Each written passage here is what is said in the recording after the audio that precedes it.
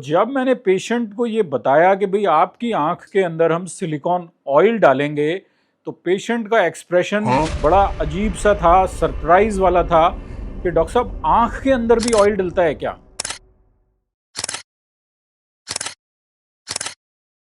Retina के operation के बाद जब पेशेंट की आंख में सिलिकॉन ऑयल होता है तो पेशेंट की जो विजन है वो एकदम परफेक्ट नहीं होती। तो पेशेंट का यही क्वेश्चन होता है कि डॉक्टर साहब जब ये ऑयल निकल जाएगा तो क्या मेरी विजन एकदम परफेक्ट हो जाएगी?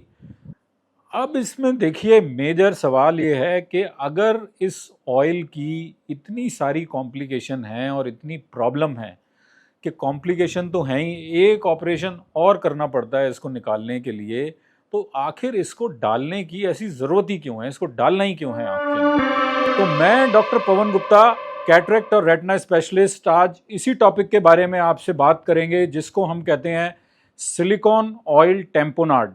यानी कि आँख के अंदर एक सिलिकॉन ऑयल हम डालते हैं और जिस ऑयल का मेन पर्पस होता है कि जो आपका पर्दा है उसको अपनी जगह पर रोक के रखना। मेरे पास एक पेशेंट आया जिनकी अचानक से आंख की नज़र चली गई थी और जब हमने उनका एग्जामिनेशन किया तो डायग्नोसिस बना रेटिनल डिटैचमेंट का और इसका ट्रीटमेंट है ऑपरेशन। और ऑपरेशन के बाद रेटिनल डिटैचमेंट में या तो हम गैस आंख के अंदर डालते हैं या फिर डालते हैं सिलिकॉन ऑयल। तो ये जो सिलिकॉन ऑयल है, क्या ये बाकी जो ऑयल्स हैं उसी की तरह है या इसमें कुछ खास चीज़ है? तो देखिए ये जो सिलिकॉन ऑयल है ये स्पेशली डिज़ाइंड सिलोक्सेन मॉलिक्यूल से ये बनता है और इसकी जो प्रॉपर्टी है ये medical grade high quality oil होता है। और मेडिकल ग्रेड इसलिए है कि इसकी नेचर इनहर्ट है, यानी कि ये आपके शरीर के बाकी टिश्यूज़ के साथ रिएक्ट नहीं करता, ट्रांसपेरेंट होता है, एकदम क्लियर होता है। तो पेशेंट की जो आंख में लाइट है वो रेटिना तक आराम से पहुंच सकती है, पानी से हल्का होता है। इसलिए जब इसको हम आंख के अंदर डालते हैं तो जब हम एयर एक्सचेंज करते हैं तो ये पर्दे को काफ़ी अच्छी तरीके से सपोर्ट करता है और पानी अगर आंख के अंदर रह जाए तो वो नीचे की साइड आ जाता है और ये ऑयल बबल ऊपर की तरफ फ्लोट करता है।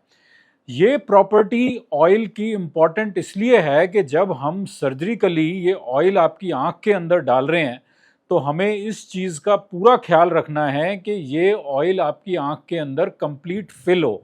अगर इसके अंदर जरा सा भी गैप रह गया तो जो इसका मेन पर्पस है डालने का, जो हमारा टेम्पोनाड वाला है, जो सपोर्ट देने का इस ऑयल का पर्पस है, वो उतना प्रॉपरली नहीं हो पाता है। तो अब देखिए जो ये सिलिकॉन ऑयल है ये कहाँ कहाँ पर यूज़ होता है। तो जब भी हम आँख में विट्रेक्टमी करते हैं या जिसको हम बोलते हैं पार्स प्लेना विट्रेक्टमी, तो उस ऑपरेशन में हम जो आपकी आँख की पीछे की विट्रस जेली है वो हम रिमूव कर देते हैं और वहाँ पर एक नॉर्मल कैविटी क्रिएट हो जाती है।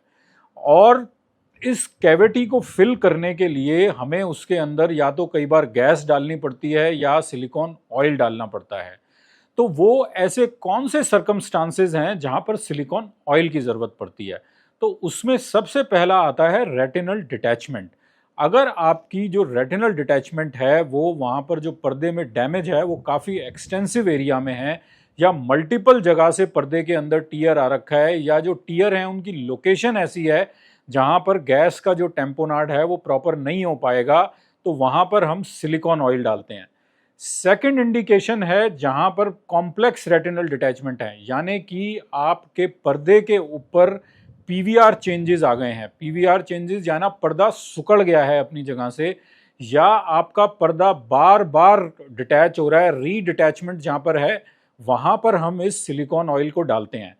थर्ड है ओल्ड रेटिनल डिटैचमेंट, यानी कि पर्दा हिले हुए काफ़ी ज़्यादा टाइम हो गया है, पर्दा आपका श्रिंक हो गया है, तो वहाँ पर हमें सिलिकॉन ऑयल डालने की ज़रूरत पड़ती है।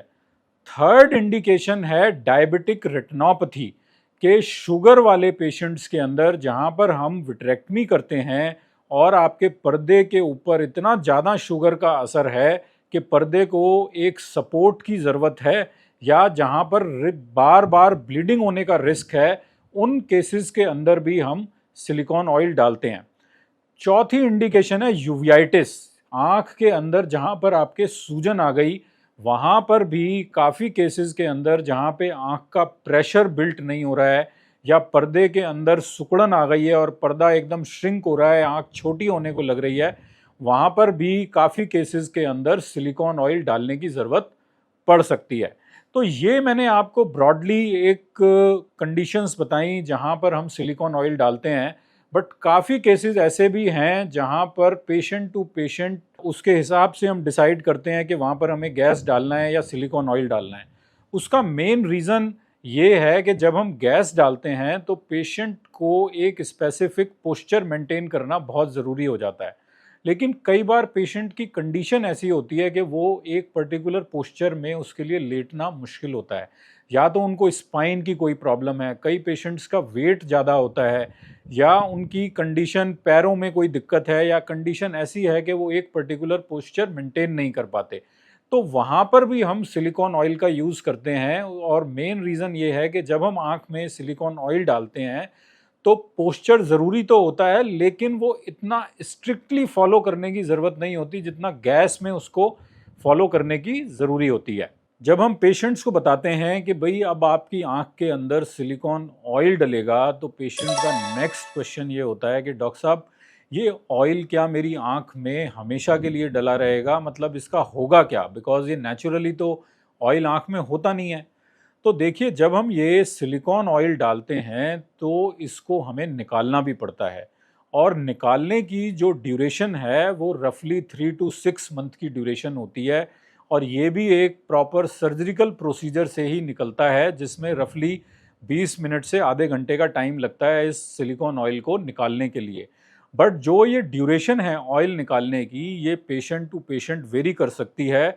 ये 3 से 6 महीने का जो टाइम पीरियड है, ये एक रफली मेजॉरिटी ऑफ पेशेंट्स के लिए वैलिड होता है। बट जहाँ कहीं हमें ये लगता है कि ऑयल की वजह से दिक्कत हो रही है, वहाँ पर हम इसको जल्दी भी निकाल सकते हैं।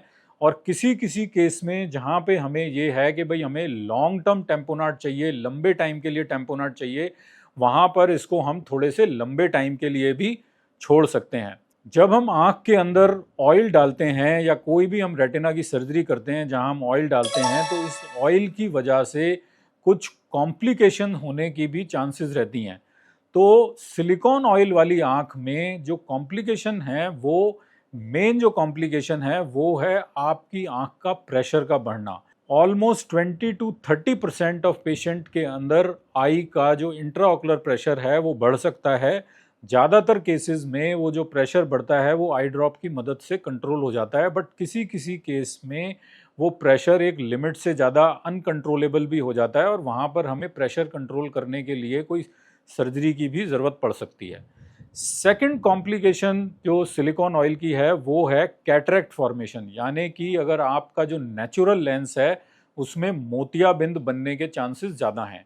थर्ड इसके अंदर आता है जो हमारा पीछे का पर्दा है, जिसको सपोर्ट देने के लिए हमने ये ऑयल डाला था, जिसको अपनी जगह पे सेट करने के लिए हमने ये ऑयल डाला था, उसी पर्दे की कुछ लेयर्स, जो ऊपर वाली जो लेयर गैंग्लियन सेल लेयर है, उस लेयर को ये डैमेज कर सकता है, और उस लेयर के डैमेज होने से जो हमारी पीछे की ऑप्टिक नर्व है उसको सूखने का रिस्क है।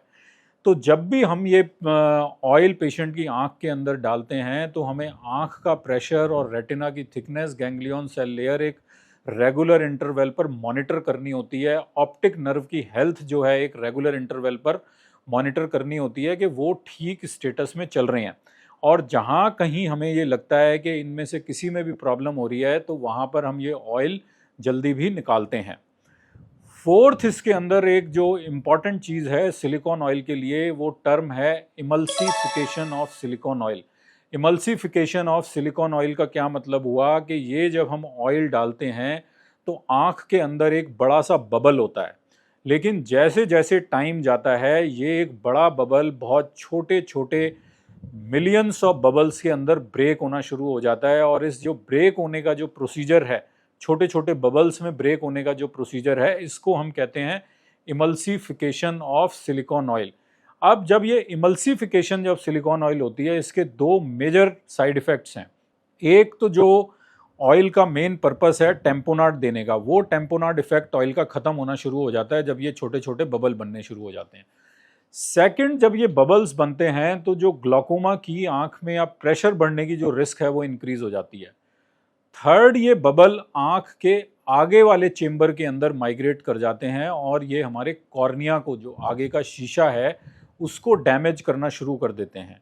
और वो डैमेज कैसे करते हैं कि कॉर्नियल डीकम्पनसेशन हो जाती है, यानी कि कॉर्निया की जो सबसे पीछे वाली लेयर है वो डैमेज होनी शुरू हो जाती है। किसी किसी केस के अंदर एक टर्म होती है बैंड शेप केराटोपैथी, यानी कि जो आगे का शीशा है उसके ऊपर कैल्शियम डिपॉजिट होना शुरू हो जाता है और वो कॉर्निया सफ़ेद होना शुरू हो जाता है। पेशेंट कंप्लेन करते हैं कि डॉक्टर साहब ऑयल आंख के अंदर पड़ा हुआ है, वो तो ठीक है, लेकिन मेरी आंख सफ़ेद क्यों हो रही है? उसके एक रीज़न ये हो सकता है कि उसके अंदर बैंड शेप केराटोपैथी बन रही है, कैल्शियम डिपॉजिट हो रहा है। तो ये सारे जो पॉइंट्स मैंने आपको बताए, ये थे सिलिकॉन ऑयल जब हम आँख के अंदर डालते हैं तो उसके साइड इफ़ेक्ट्स हो सकते हैं। इसलिए सिलिकॉन ऑयल जब भी हम डालते हैं उसको किसी ना किसी इंटरवल पर हमें रिमूव करना पड़ता है। अब इसमें देखिए मेजर सवाल ये है कि अगर इस ऑयल की इतनी सारी कॉम्प्लिकेशन हैं और इतनी प्रॉब्लम है कि कॉम्प्लिकेशन तो हैं ही, एक ऑपरेशन और करना पड़ता है इसको निकालने के लिए, तो आखिर इसको डालने की ऐसी ज़रूरत ही क्यों है? इसको डालना ही क्यों है आँख के अंदर? तो देखिए काफ़ी केसेस के अंदर जहाँ पर हमें लॉन्ग टर्म टेम्पोनाड चाहिए होता है, टेम्पोनाड के लिए हम 2 सब्सटेंस यूज़ कर सकते हैं, या तो हम गैस डालें या हम ऑयल डालें। अब गैस के साथ प्रॉब्लम ये है कि वो एक लिमिटेड टाइम के बाद अपने आप एब्जॉर्ब हो जाती है 2 से 3 हफ्ते के लिए। बट काफ़ी केसेस में हमें लॉन्ग टर्म टेम्पोनाड चाहिए, लंबे समय के लिए हम पर्दे को सपोर्ट करना चाहते हैं। वहाँ पर हमें ये सिलिकॉन ऑयल डालने की ज़रूरत पड़ती है। और वो कौन कौन सी कंडीशन है वो मैंने पहले आपको बताया। बिकॉज ऑयल अपने आप एब्जॉर्ब नहीं होता, ये लंबे टाइम के लिए पर्दे को अपनी जगह पर सपोर्ट करने में मदद करता है। इसको सिंपल भाषा में आप ऐसे समझिए कि आपने कोई एक वॉलपेपर अपनी दीवार पे चिपकाया और ग्लू लगा के आपने चिपका दिया, बट हमें कुछ टाइम के लिए उस पेपर को वहाँ पे चिपका रहने के लिए सपोर्ट देने की ज़रूरत है, उसको वहाँ पर पकड़ के रखने की ज़रूरत है। तो ये जो सिलिकॉन ऑयल का जो काम है ये वही है कि जब हमने पर्दे को अपनी जगह पे चिपका दिया तो ये सिलिकॉन ऑयल कुछ टाइम के लिए उसको वहाँ पर चिपका कर रखता है जब तक बॉडी अपने आप उसको अपनी जगह पे स्टेबल नहीं कर देती। एक इंडिकेशन सिलिकॉन ऑयल जहाँ पर हम यूज़ करते हैं, काफ़ी केसेस में जहाँ पर पेशेंट की एक ही आंख है जिसमें देखने की गुंजाइश है, दूसरी आंख ऑलरेडी किसी भी रीज़न से डैमेज हो गई है। ऑयल डालने की एडवांटेज ये है कि कुछ टाइम के बाद पेशेंट को ऑयल के थ्रू थोड़ा सा दिखना शुरू हो जाता है, तो विजुअल रिहैबिलिटेशन जो है वो सिलिकॉन ऑयल के साथ बेटर होती है। इसलिए जो वन आइड पेशेंट हैं जिनकी एक ही आंख में देखने की गुंजाइश है, वहाँ पर हम सिलिकॉन ऑयल किसी किसी केस में डालते हैं।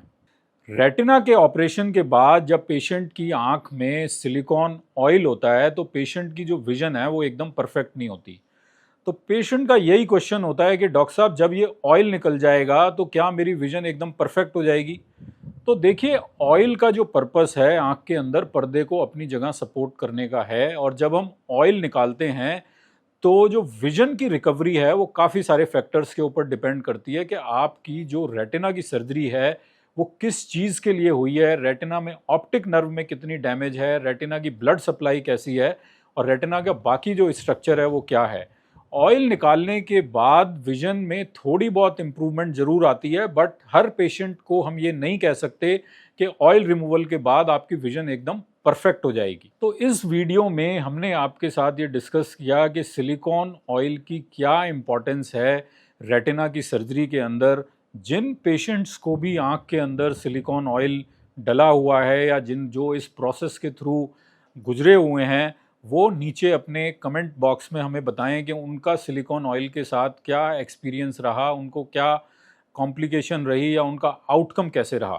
Thank you very much.